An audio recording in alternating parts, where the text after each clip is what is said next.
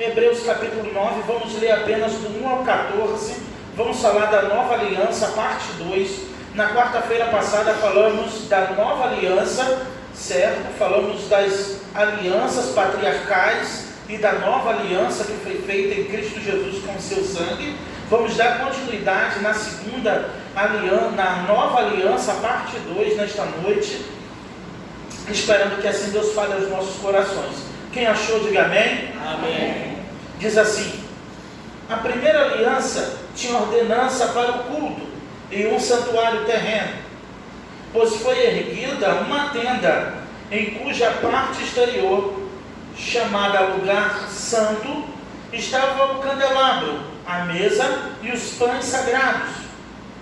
Mas, atrás do segundo véu, estava a tenda, que se chama lugar santíssimo, que tinha um altar de ouro para o incenso e a arca da aliança, toda coberta de ouro. Nela estavam um vaso de ouro com o maná, a vara de Arão que tinha brotado e as tábuas da aliança.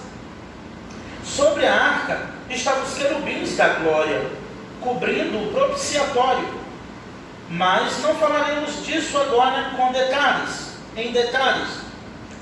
Estando essas coisas assim preparadas, os sacerdotes estavam continuamente na primeira tenda, a fim de realizar os atos de culto.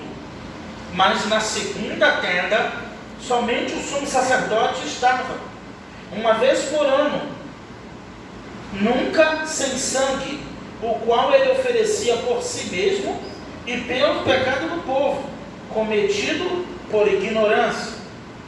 Com isso, o Espírito Santo mostra que o caminho para o lugar santíssimo não está revelado, enquanto a primeira tenda ainda existe.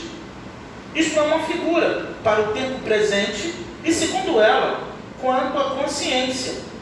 Tanto ofertas como sacrifício que se oferecem não podem aperfeiçoar quem presta o culto. Eu vou repetir esse verso 9. Isto é uma figura para o tempo presente e, segundo ela, quanto à consciência, tanto ofertas como sacrifícios que se oferecem não podem aperfeiçoar quem presta o culto.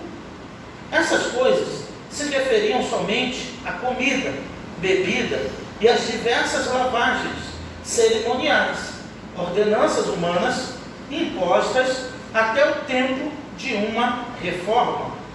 Mas Cristo, vindo como sumo sacerdote dos bens já presentes, por meio do tabernáculo maior e mais perfeito, não erguido por mãos humanas, isto é, não desta criação, e não por meio de sangue de bodes e novilhos, mas por seu próprio sangue, entrou de uma vez por todas no lugar santíssimo e obteve eterna redenção.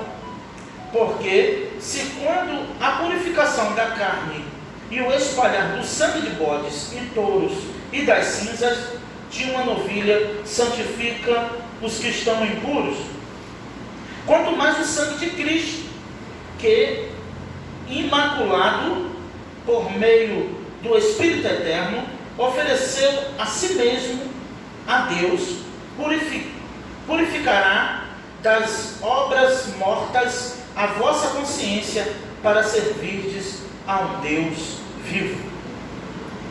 Fala conosco, ó Pai, através do teu doce Espírito, porque é um doce Espírito aqui, nós sabemos que é o teu Espírito, ó Deus.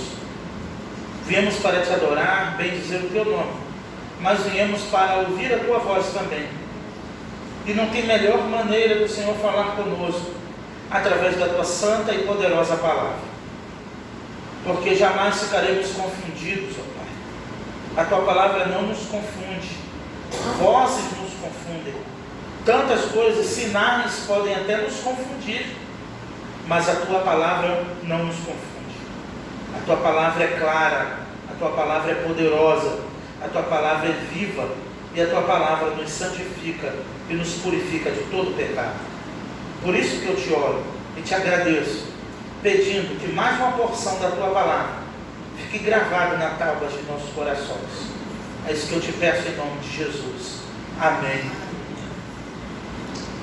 O escritor aos Hebreus mantém a sua preocupação em apresentar a supremacia e a superioridade de Cristo.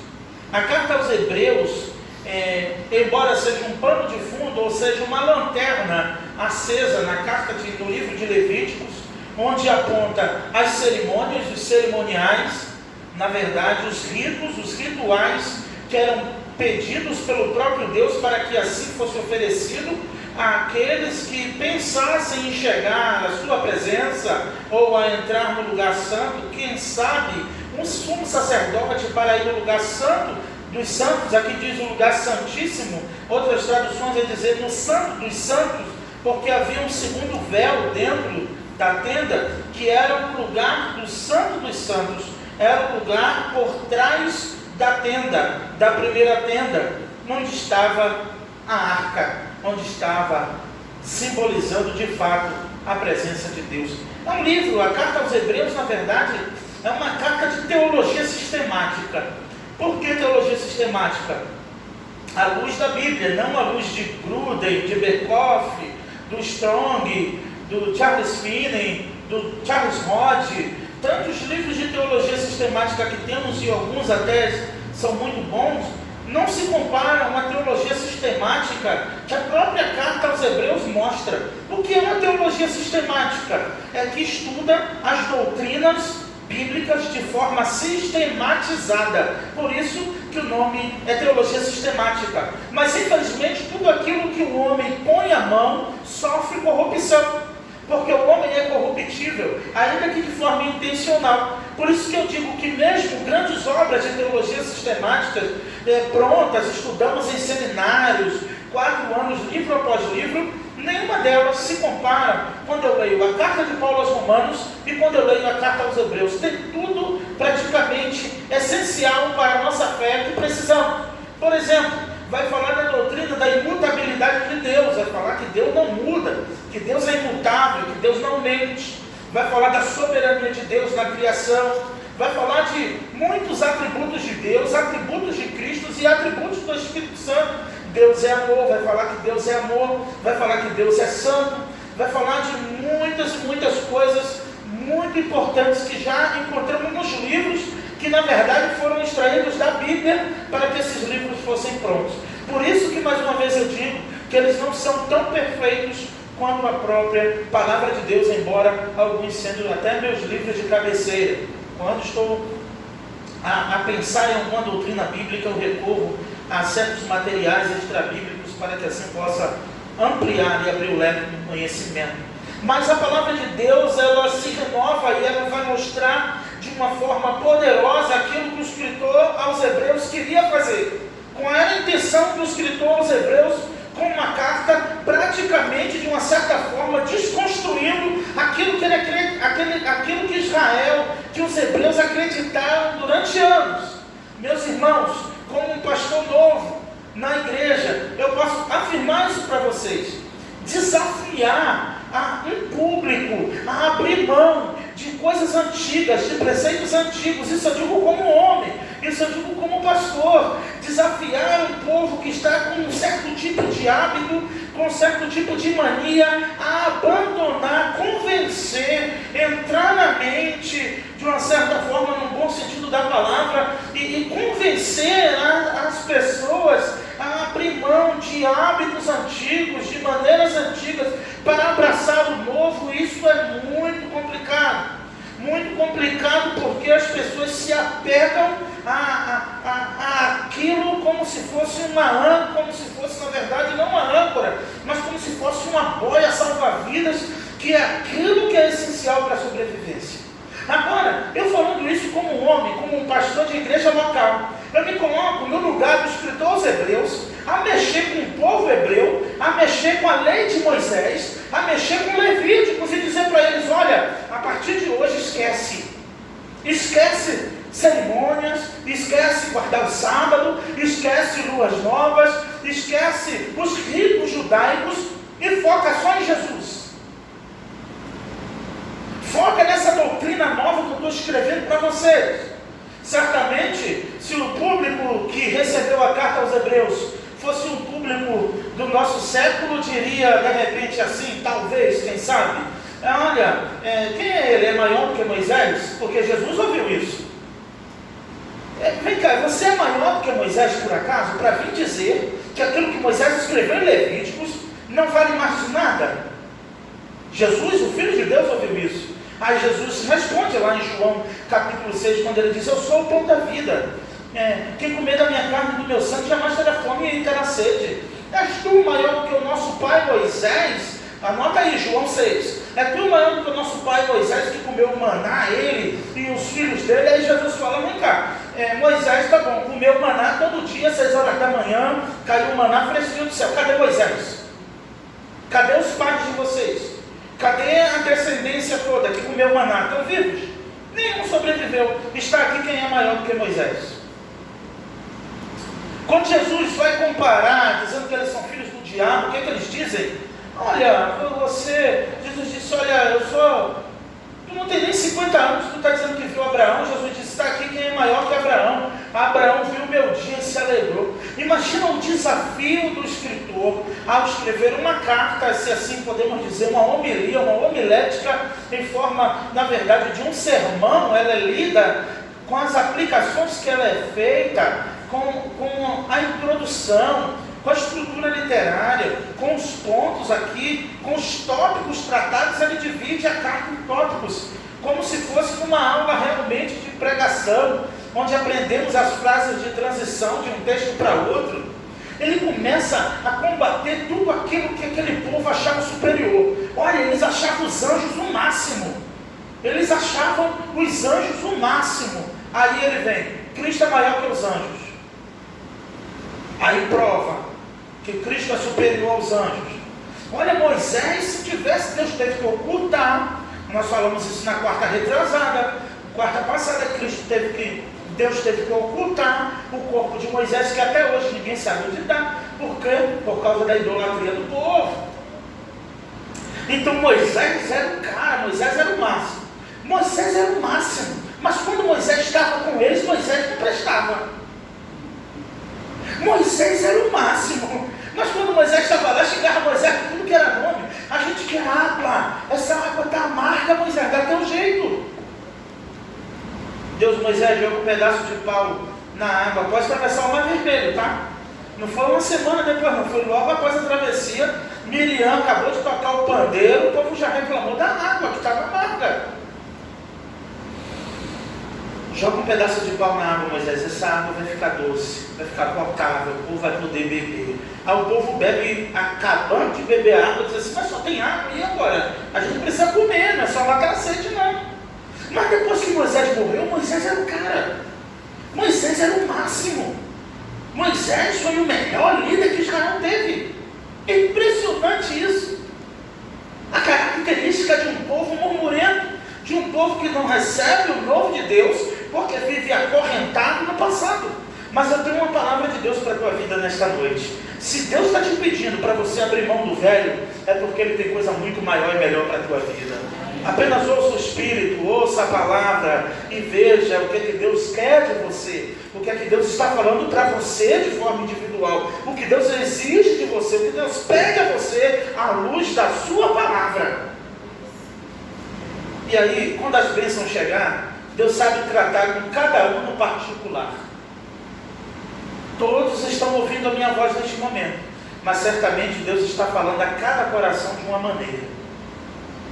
E que o seu coração não seja a rejeitar as verdades de Deus para a sua vida. Então, Moisés era um cara, e agora o escritor aos Hebreus, para acabar de completar, Diácono Carlos, ele é anônimo.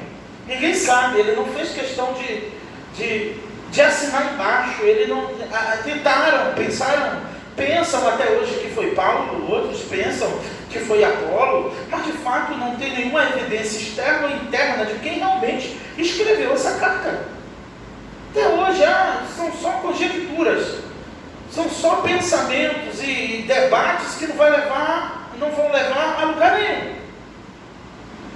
porque o autor primário de todos os livros da Bíblia é Deus, que soprou com seu Espírito.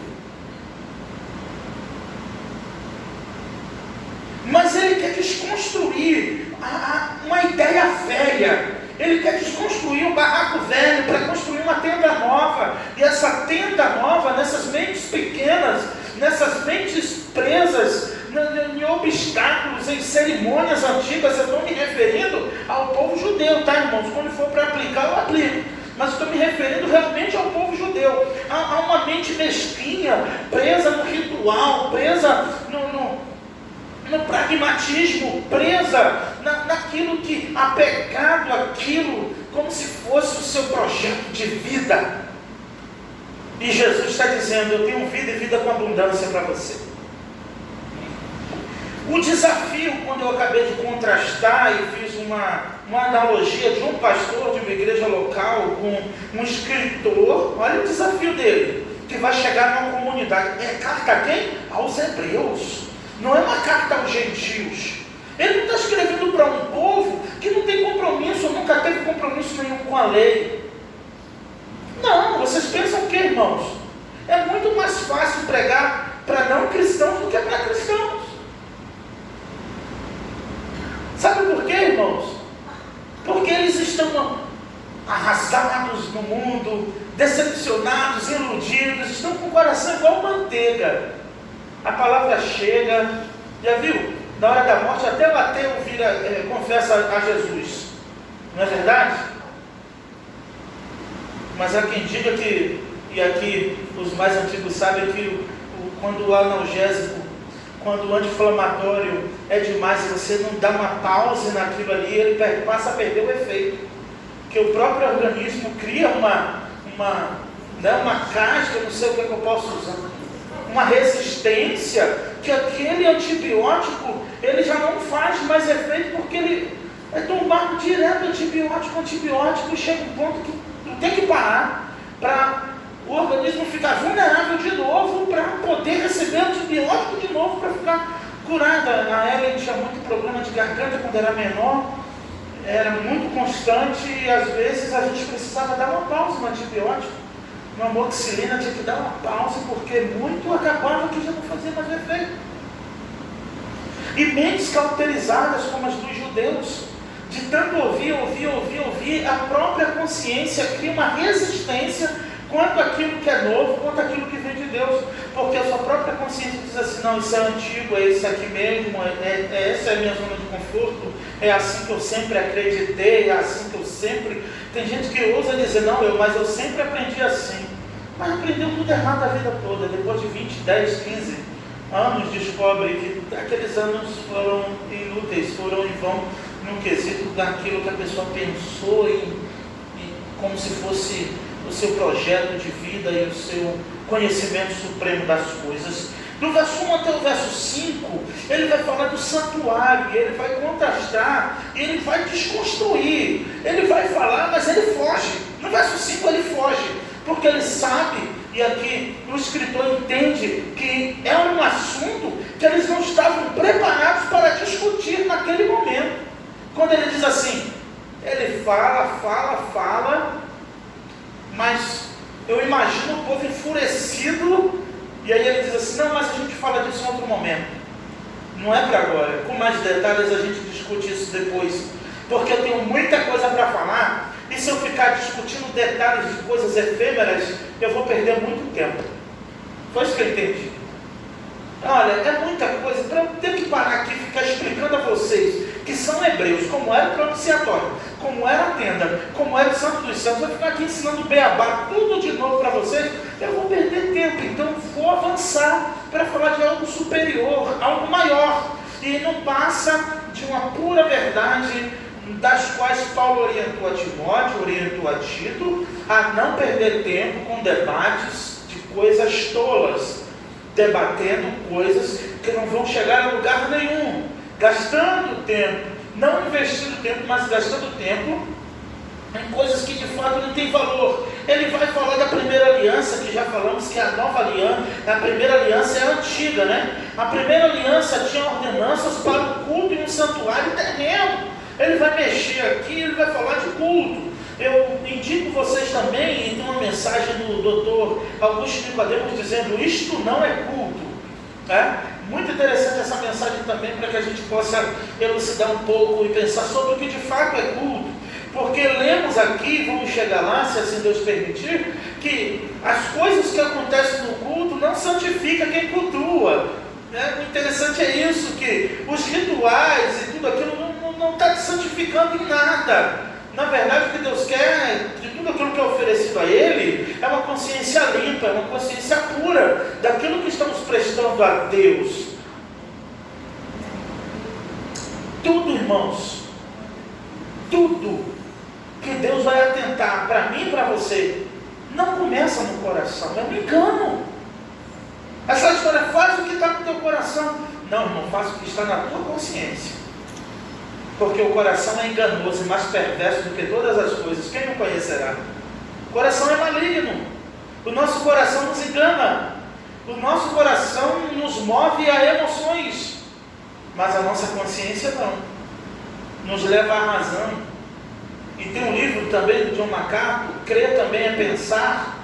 Ou é do John Stott, agora eu esqueci um dos dois autores, mas Crer Também é Pensar. É muito interessante para a gente entender que a nossa fé, ela é acompanhada da razão. A razão só não está acima da fé, a fé está acima da razão. Mas a gente vai descobrir que a fé não é algo louco, algo insano, é algo que tem um fundamento. E esse firme fundamento são as coisas que esperamos da parte de Deus. Ele quer desconstruir na cabeça de Hebreus. Ele não escreve para gentios, como Paulo escreve para os romanos, como Marcos, o público-alvo de Marcos. Mas ele está escrevendo para um povo que era perito na lei de Deus.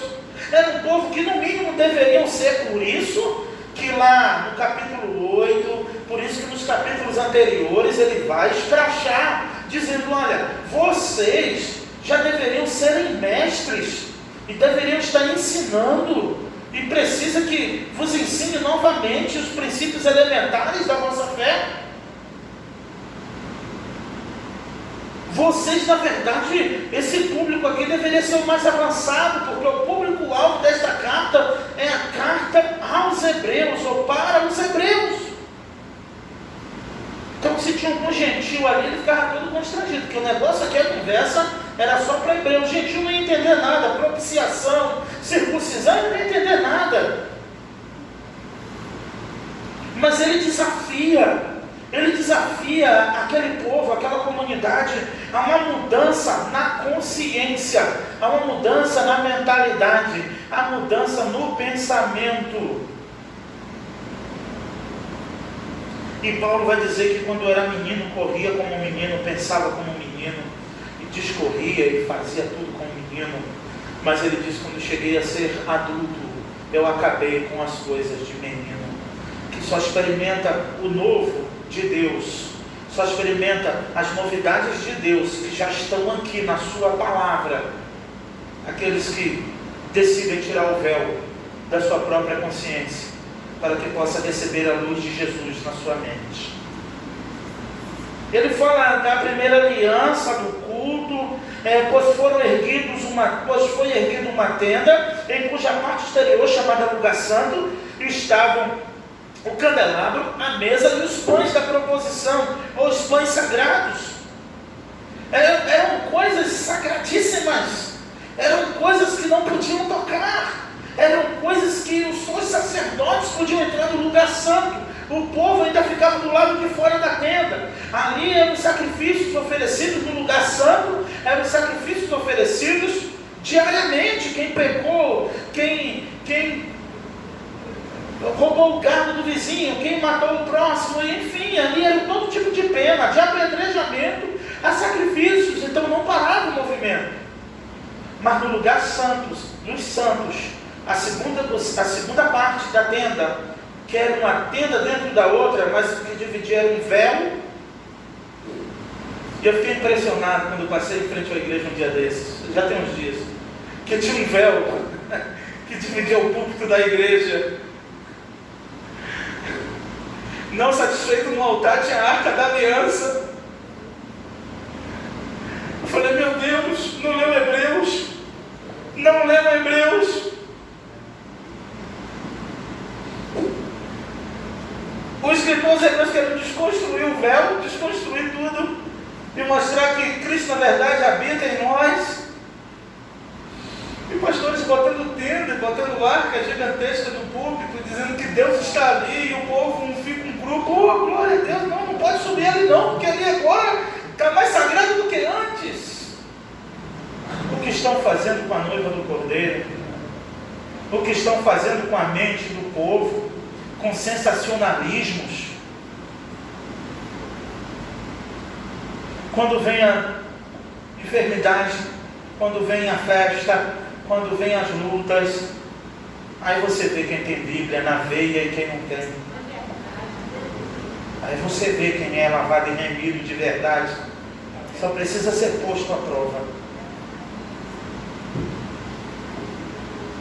Ele diz, olha, os pães sagrados, Davi com fome, fugindo, entrou lá no sacerdote Abiatar, lá no lugar, na tenda, e estava ele e os soldados dele com fome. Davi passou a mão no pão sagrado, que só o sacerdote podia comer. Davi pensou, vou morrer de fome com esse pão aqui, olhando para mim, comeu e deu para os soldados dele comer.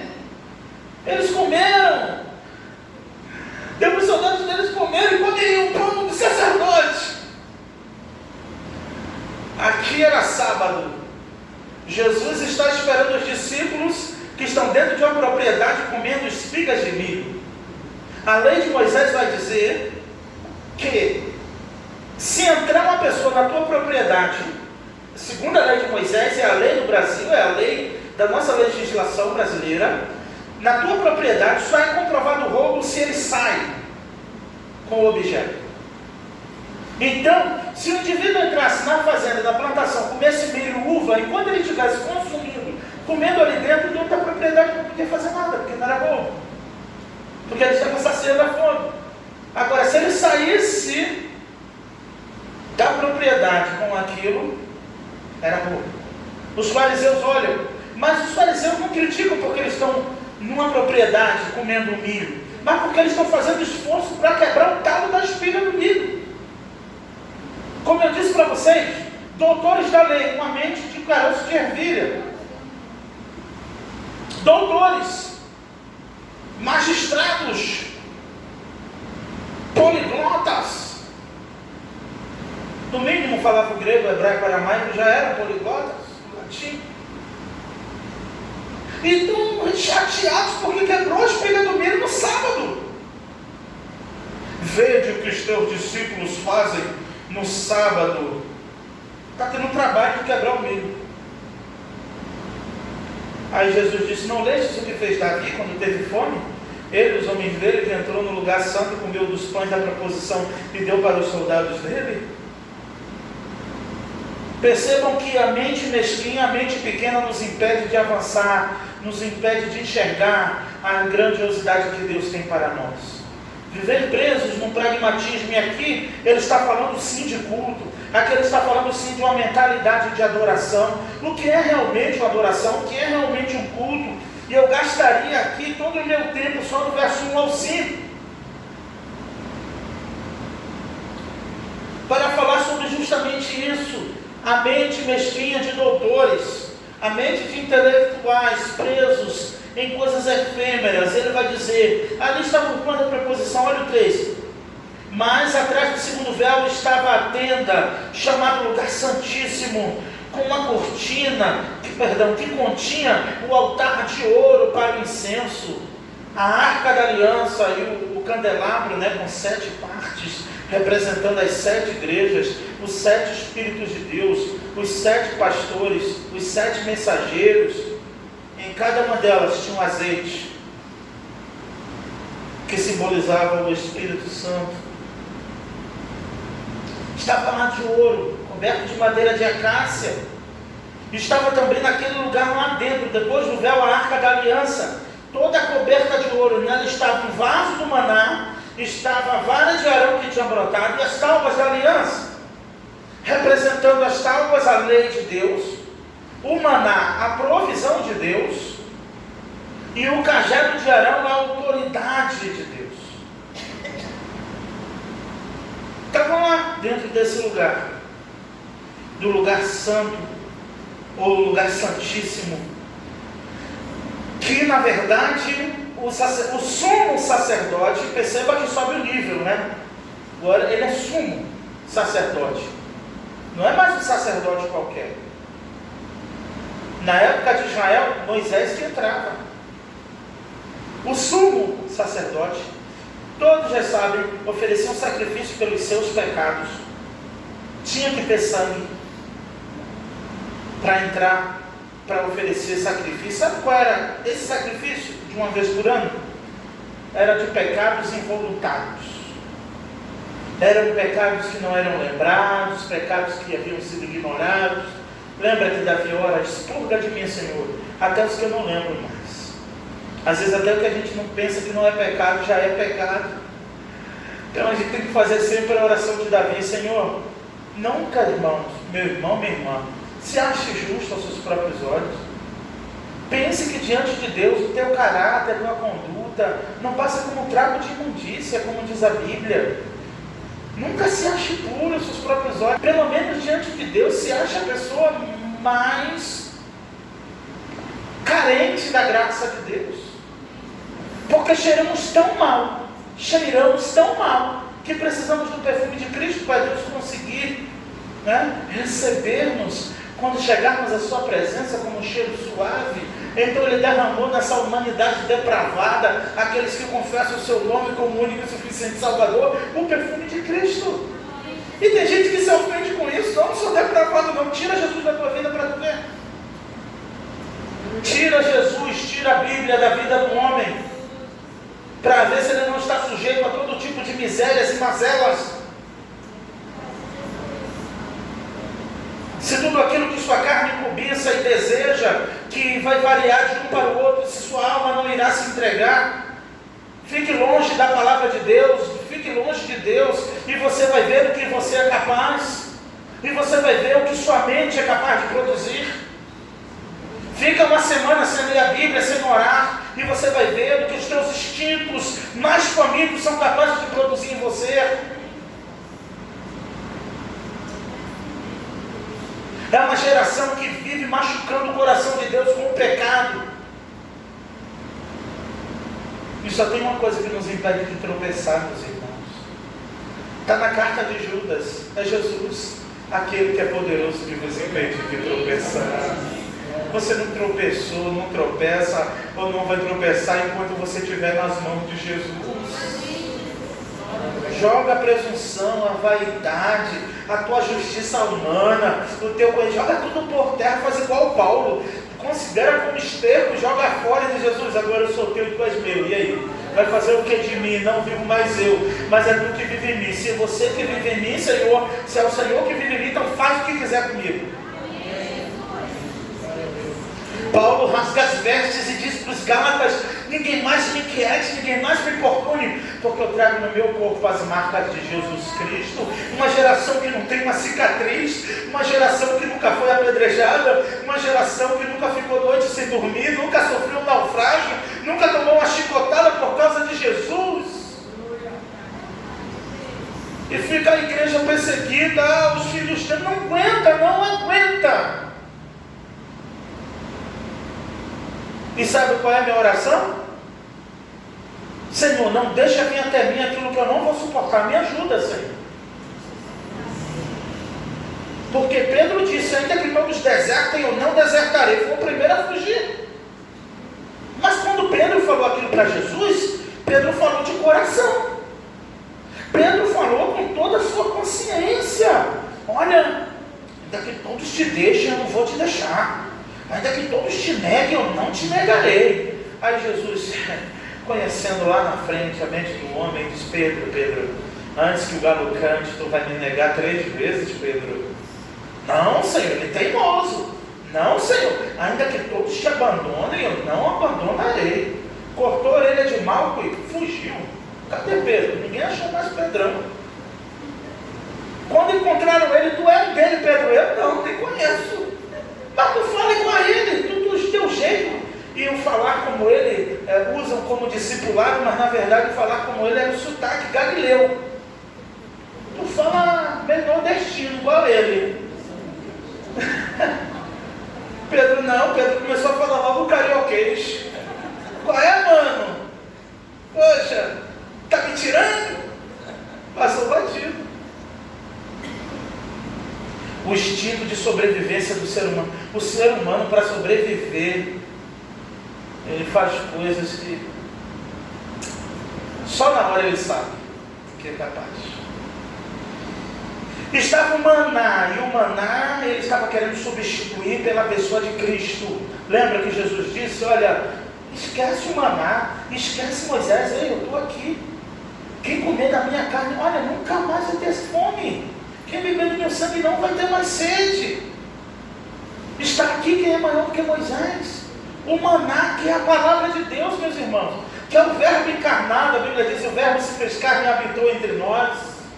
É o Hologos, é o verbo de Deus, a palavra. No princípio era o verbo estava com Deus e o verbo era Deus.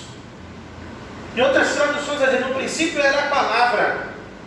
Tudo foi criado pela palavra. Como é que Deus diz? Haja luz e houve luz. Haja luminares e houve luminares, com o poder da palavra. Jesus diz no Evangelho de João 17, verso 5: ó Pai, torna-me dar a alegria que tu me deste, aquele gozo que o Senhor me deu quando o mundo estava sendo criado.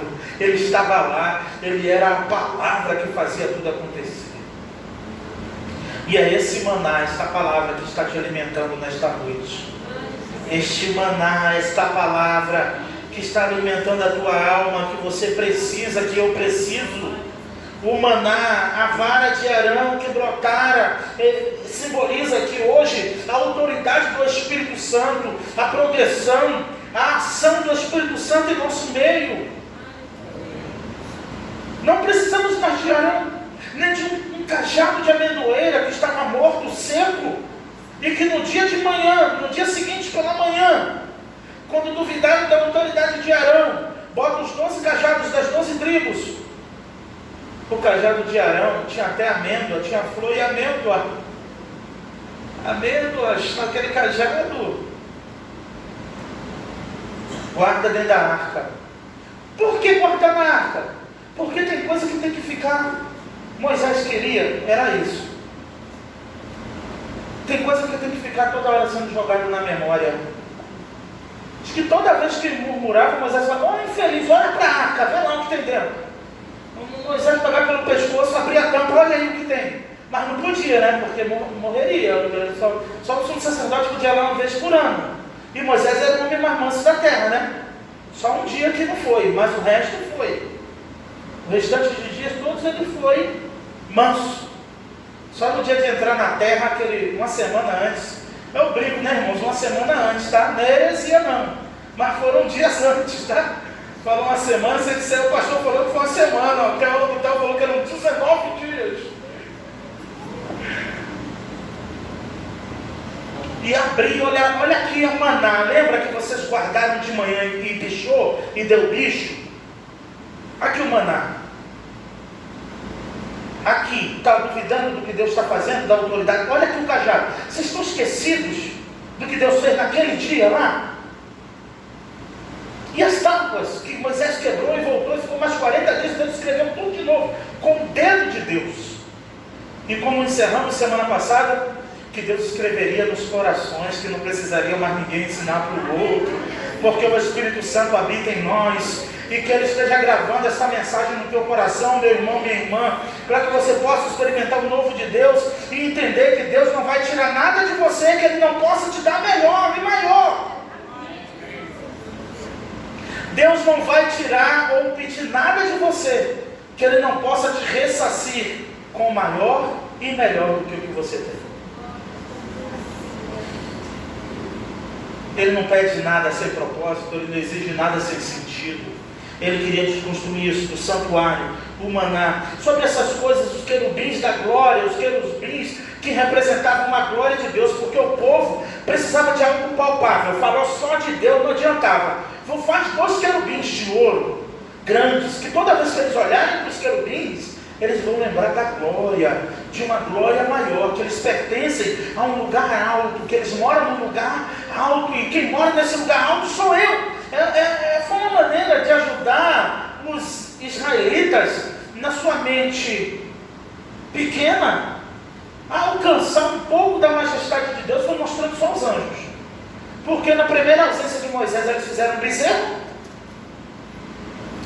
Então, mas às vezes estão precisando de algo palpável e fixo. Tem que fazer um estandarte, tem que fazer um memorial desse negócio. É onde muitos caem nesse erro. Muitos caem nesse erro.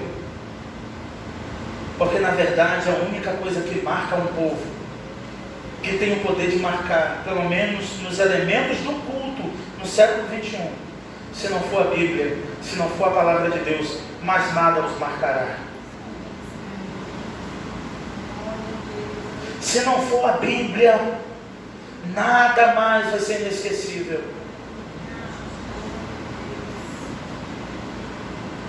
Mas pelo menos eu tenho mensagens de mais de 10 anos que até hoje marcou a minha vida.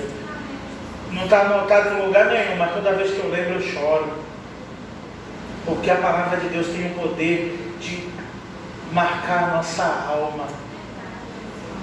Coisa que tatuagem não faz. Marca a nossa alma para sempre. Quem aqui não lembra do momento de prova quando ouviu uma palavra de um irmão? Quem aqui não lembra quando estava num momento desesperador da sua vida, às vezes ligou a televisão e viu o pastor tal, a pessoa lembra a data, lembra a hora, lembra o dia, lembra tudo. O dia que entrou numa igreja, que estava cabisbaixo e sem direção, e entrou numa igreja e ouviu aquele pastor falar. Eu lembro até hoje o pastor Cícero Júnior pregando na PIB de Castro Alves um domingo à noite. Eu entrei naquela igreja ali pregando sobre a parábola das 10 virgens. Eu lembro a cor do paletó, a cor da gravata, eu lembro tudo que ele estava. E antes de fazer o apelo, eu já estava lá na frente, quando aquela mão grande colocou sobre a minha cabeça, eu quase desmaiei. Nunca me esqueci da parábola das 10 virgens.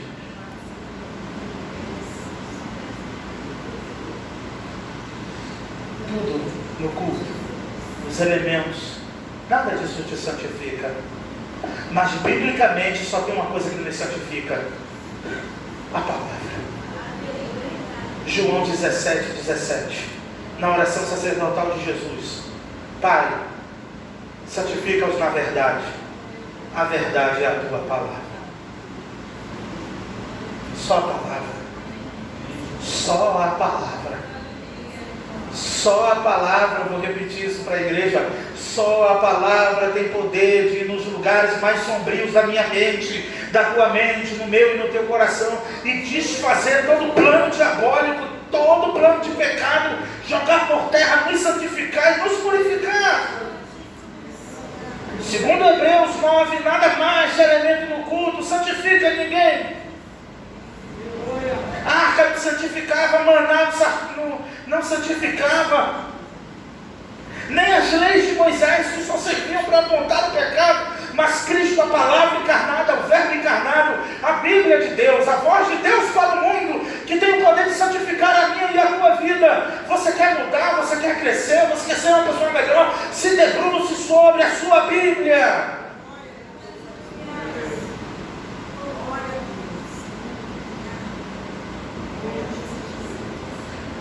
Para que você não fique preso no pragmatismo, para que você não fique preso nas memórias antigas, no vinho velho, no remendo velho, para que você possa receber o novo de Deus na tua vida.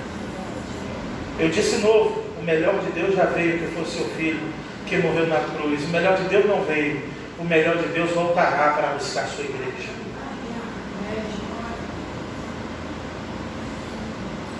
Ele não quer falar disso agora, ele quer mudar de assunto. Ele quer parar por aí. São 10 para 9. E eu vou continuar aqui, porque eu também vou ficar só até aqui. Falaremos na próxima quarta-feira, então, para vocês verem, irmãos, que já está aqui pronto. Iremos falar sobre o serviço na casa do Senhor, o significado e a nova aliança.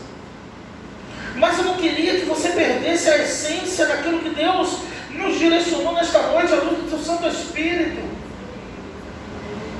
Pode ser marcado martirizante para uns. Eu estava falando com a minha esposa, como uma boa ouvinte também, eu pergunto como ovelha, você não está enjoada de Hebreus, não? Você acha que a igreja está enjoada de Hebreus?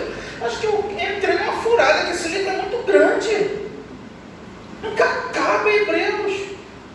Se a minha esposa, que convive comigo, dorme e acorda comigo, me vê de todo jeito, inclusive sem camisa, falou que não está enjoada de Hebreus, eu falei, então começa tudo em casa, no primeiro culto é em casa, né? Falei, já era, agora é só concluir Hebreus. Mas a gente vê cada coisa nova, a gente vê cada coisa diferente, a gente vê o agir de Deus, o que Deus quer da primeira igreja batista na Cancela Preta, o que Deus quer dos ouvintes de hoje à noite é uma nova mentalidade, uma nova mente, uma nova maneira de viver, debruçados sobre a palavra de Deus. Às vezes você quer discutir muito, não tem Bíblia. Tem muito argumento, pouca Bíblia. Precisamos de mais Bíblia e pouco argumento. Mais da palavra de Deus e menos de nós. Um amigo meu, inclusive pastor, ficou um pouco irritado, porque ele disse que todo assunto que ele ia discutir comigo, eu dizia, mas a Bíblia diz, ele ficou entediado de conversar comigo. E ele falou, literalmente, ficou chateado, me bloqueou no WhatsApp. Eu não ofendi, não xinguei de nada. Ele quer debater LGBT, quer debater ideologia, dizer, a Bíblia diz, isso irritou ele de uma tal forma que ele me achou por demais bíblico. Falei, meu Deus, será que eu realmente sou um santo? Às vezes eu penso que eu sou santo. Porque, irmãos, tem tantas coisas assim que me indignam, sabe? Que eu fico assim, será que eu quero ser melhor? Eu me cobro também diante de Deus. Será que eu quero ser melhor do que os outros pastores? Será que eu quero ser melhor do que os outros? Não é possível como isso me magoa, me fere de uma maneira. Ver as pessoas achando normal, vamos falar da próxima quarta, sobre a consciência, a mentalidade. As pessoas acham tudo normal hoje, tudo normal. Quer copiar modelo dos Estados Unidos, quer copiar modelo de não sei da onde, quer copiar modelo de não sei da onde, e a Bíblia? Só de lado, só ficando de lado, só ficando de lado.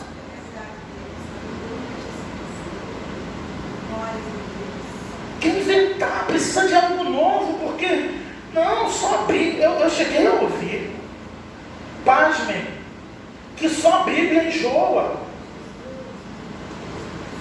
Só a Bíblia enjoa. Dá vontade de convidar quem falar isso para vir dia de quarta-feira aqui, para ver se sua Bíblia enjoa mesmo.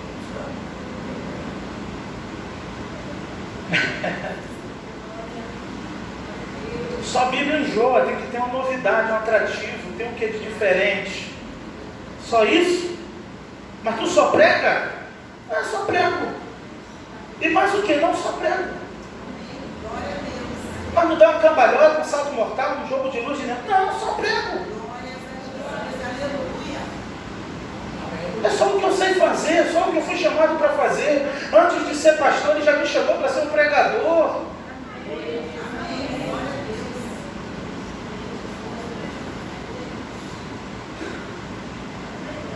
Eu não sei o que está faltando para que a gente possa experimentar o novo de Deus. Os escritores hebreus falam, olha, lá estava o maná, lá estava a tábua, lá estava a vara do cajado de Arão. Nada disso adiantou, o povo pecava direto, todo dia lá. E ainda tinha um pecado involuntário. Ainda tinha um pecado esquecido. Que a nossa geração, eu falo generalizo nossa geração, mas quem não tem se apega com Deus, diz graças a Deus que eu não. Pensa que não tem. Pecado involuntário. Era o pecado sem querer, o pecado do Chaves. Sem querer, querendo.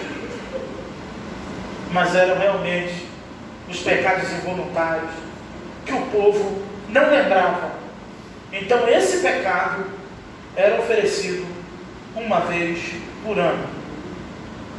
Que o sumo sacerdote precisava entrar lá. E essa tampa, e sobre a arca, né, o verso 5, para finalizar, estavam os querubins da glória. Eu falei de uma glória maior. Ajudou. Deus Não é que Deus desceu o nível, mas na verdade Deus deixou a sua glória. E lá em Filipenses 2, a partir do verso 5, que haja em vós o mesmo sentimento que houve em Jesus Cristo, que mesmo sendo Deus, preste atenção nisso, é um versículo que a gente fala, muito lindo, toda língua confessará que Jesus Cristo é o Senhor, todo joelho se dobrará, mas no verso 5 Paulo está pedindo aos Filipenses o seguinte, que haja em vocês o mesmo sentimento que houve em Jesus Cristo. O qual sentimento? Humildade, que mesmo sendo Deus, não quis se passar por Deus, desceu, assumiu a forma de homem, se humilhou até a morte e morte de cruz. Aí Pedro escreve: humilhar-vos debaixo da potente mão de Deus, que no momento certo, no momento oportuno, Ele vos exaltará. É Deus que abate, é Deus que exalta. Mas aquele que a si mesmo se exalta, o Senhor humilha. E aquele que a si mesmo se humilha, o Senhor o exaltará. Princípio bíblico de Jesus. Paulo está pedindo isso lá. E aqui, Deus fez isso. Olha, Moisés, faz querubins, anjos de ouro, representando a minha glória. Porque está perto daquilo que eles precisam ver. Porque Israel precisa ver e precisa tocar. Senão eles esquecem rapidinho de quem é Deus. Aí Jesus disse: bem-aventurados que não viram e creram. Somos felizes, irmãos, porque pregamos todos os cultos aqui um Deus invisível, mas um Deus real. E um dia, como diz a canção, nós o veremos face a face como Ele é. Vamos ver verdadeiramente como Ele é. Faz a imagem do anjo diminuir para a mentalidade pequena conseguir alcançar a glória de Deus. E dentro, a arca representa o quê? Eu e você hoje. O nosso coração. O nosso interior. Porque somos moradas do Espírito Santo. E dentro desta arca ela tem que estar limpa. Lembra que Jesus disse? Quando o Espírito habita na casa, ela está limpa e adornada. Lembra? Varridinha, bem limpinha. Então, lá tem que estar a palavra de Jesus. Dentro de mim e de você. Aqui dentro, marcado na nossa memória, na nossa mente, na nossa alma. O maná, que é a palavra de Deus. A vara, o cajado que floresce, que é a ação contínua do Espírito Santo em nossas vidas. E as tábuas, que é a lei de Deus guardada em nosso coração. Quem lembra como cantou o salmista? Quem pode me ajudar? A tua palavra escondida, guardada no meu coração, para eu não pecar contra ti. Para o judeu, para o hebreu, o coração era aqui. Para nós é aqui. Mas para ele era na consciência. Me ajuda a guardar a tua palavra na minha consciência, para eu não pecar contra ti. Porque só a palavra vindo instantaneamente na nossa mente para nos frear contra uma série de pecados. Aí eu fico pensando quem não tem Bíblia, aí eu fico pensando quem não lê Bíblia, aí eu fico pensando quem tem Bíblia em casa pegando poeira. Eu fico pensando nisso. Porque, meu Deus, se ele consegue viver sem pecar, sem ler a Bíblia, sem devoção a Deus, sem vida de oração, só pelo que ele entende do que é certo e do que é errado, eis aí um Enoque que Deus esqueceu de levar.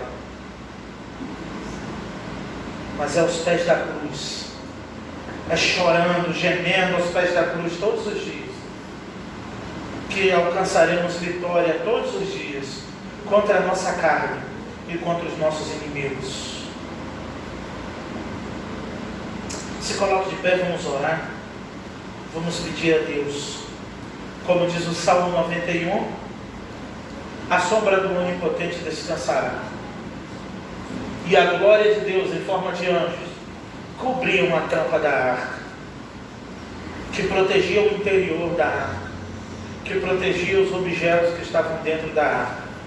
e a sombra do Onipotente, daqueles que habitam no esconderijo do Altíssimo, é que guarda a presença do Espírito Santo dentro de nós. É que guarda e preserva a palavra de Deus em nossos corações. E que guarda o maná fresquinho do céu, que é Jesus, o Filho de Deus, dentro de nós. Como ele disse, eis que estarei convosco todos os dias, até a consumação dos séculos. Senhor meu Deus e meu Pai, muito obrigado nesta noite, mais uma vez por falar aos nossos corações, através da Tua santa e poderosa palavra. Toda a ciência humana, todo o conhecimento humano caia por terra, e somente aquilo que veio dos altos céus possa penetrar no coração da Tua igreja. Ó Deus, um pregador não tem nada a dizer sem a Bíblia aberta. O pastor não tem autoridade nenhuma fora da Bíblia. Pregador nenhum não tem a palavra mais poderosa do que a palavra de Jesus. Que esta palavra, Senhor, possa achar um lugar em nossos corações nesta noite. Nos despede em paz para os nossos lares. Eu vou te pedir mais uma coisa, Senhor. O apóstolo Tiago escreveu que se alguém tem falta de sabedoria, peça a Deus que Ele dá. O Pai das luzes nos dá tudo aquilo que pedimos. Nos dá sabedoria, ó Pai. Aos sábios e entendidos não, Pai. Mas aqueles que se sentiram por algum momento, assim como eu me senti, pequeninos diante da Tua presença, diante da Tua glória e diante do conhecimento que vem do Senhor, amplia a nossa mente, Senhor. Abre o leque da nossa memória, abre os nossos olhos para olhar para o horizonte da Tua palavra, Senhor. Porque o Senhor disse que se alguém não tem sabedoria, peça a Deus que Ele dá sem medidas. E Salomão, ó Pai, podendo pedir tanta coisa, só te pediu sabedoria. Nos dá sabedoria, ó Pai. Conhecimento a gente consegue numa faculdade, a gente consegue, ó Pai, com a vida, com as experiências da vida. Mas sabedoria só vindo do alto, do Pai das luzes. Nos torne sábios, ó Pai, para entendermos o que realmente o Senhor quer de nós a cada dia. É isso que eu te peço e te agradeço. E que o amor de Deus, nosso Pai, a graça salvadora do Senhor Jesus Cristo, Filho, o poder e as doces eternas consolações do Espírito Santo, esteja sobre esta igreja, sobre todo o povo de Deus espalhado pela face da terra, em toda a igreja diz: amém. Em oração silenciosa estamos despedidos. E não esqueça.